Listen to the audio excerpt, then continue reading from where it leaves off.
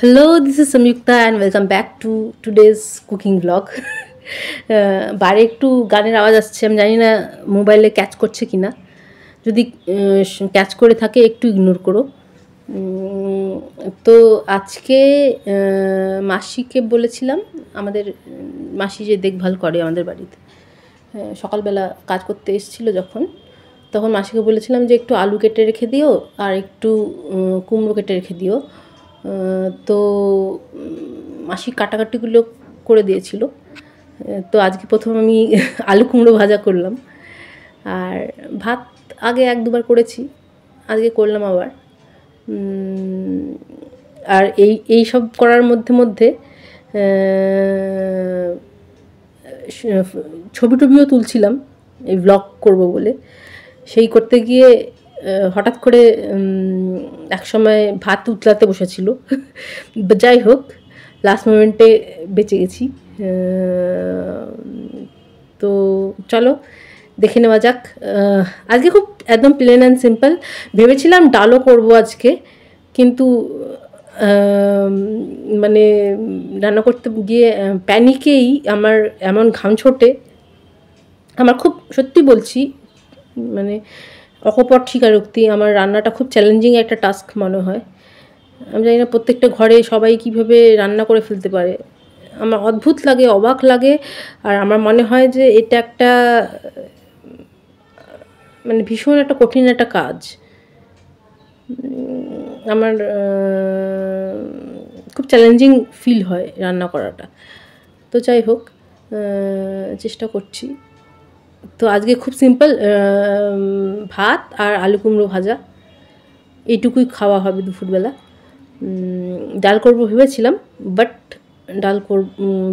ডাল করা আবার ক্যান্সেল করেছি, বিকজ ভাত আর আলু কুমড়ো ভাজা করতে করতেই আমার এনার্জি লেভেল একদম গন, এনার্জি লেভেল শেষ হয়ে গেছে। তো চলো দেখে নিই কিছু ঝলক। আর কিছুটা আলু আর কিছুটা কুমড়ো রেখে দেওয়া আছে রাতের জন্য। রাতে হয়তো কিছু একটা করবো, ওগুলো দিয়ে দেখা যাক কী করা যায়। আর আমাদের কাকু আছে, ড্রাইভার কাকু, আমির কাকু, বহু বছর ধরে আমাদের বাড়িতে, আমাদের বাড়ির সাথে যুক্ত। তো কাকু রোজ রুটি এনে দেয়, তরকারি এনে দেয়। তো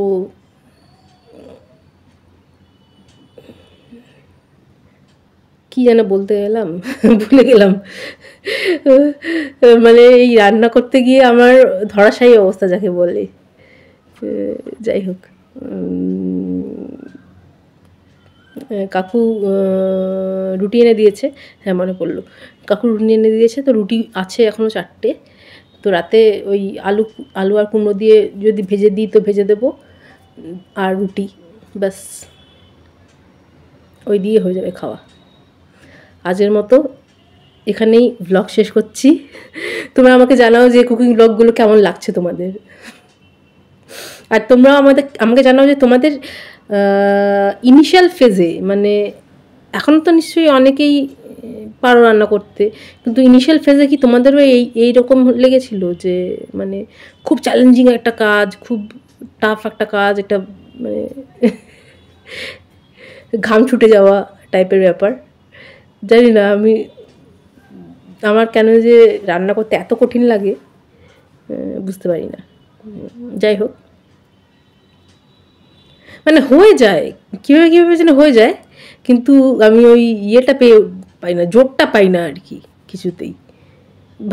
ভাত করছি, সাপোজ ভাত করছি, তারপরে ভাতের ফ্যানটা গালছি, সবই করছি, কিন্তু ঠিক গ্রিপ পাই না নিজের উপর, এরকম একটা ব্যাপার আর কি। তো করতে করতে নিশ্চয়ই হবে। তো চলো আজকের মতো ভিডিও এখানে শেষ করছি, আর সবার শেষে শেয়ার করে নিচ্ছি আজকের ছবিগুলো।